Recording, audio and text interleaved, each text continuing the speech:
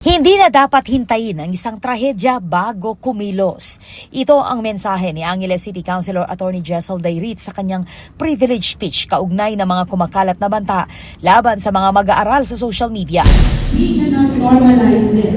Even if someone later claims it was a joke, the fear is real, the disruption is real, and the risk to life is real. As a former police officer, I know we cannot wait for a credible threat to become a body count before we act.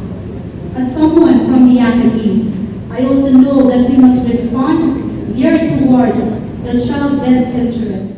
Bilang chairperson ng Committee on Peace and Order, sinabi ni Dayrit na hindi dapat balewalain ang mga video at online post na naglalaman ng pagbabanta ng pananakit sa mga estudyante at guro dahil nagdudulot ito ng takot sa mga paaralan at mga pamilya.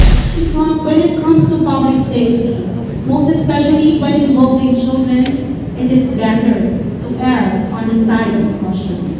So today, I am calling for a unified response to our schools. Please do not delay, do not handle threats casually. If it is reported to you, please document it, investigate it promptly, notify parents, secure the safety of the school, and coordinate with the PNP when warranted. To the PNP and to the anti-cybercrime group, please work with us on a fast referral pathway. Please provide one contact person, clear evidence requirements, and quick risk assessments while ensuring confidentiality and protection of victims.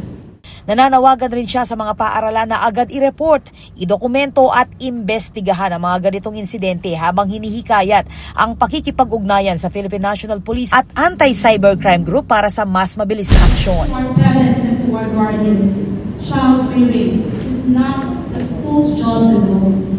Values, self-control, and respect all begin at home.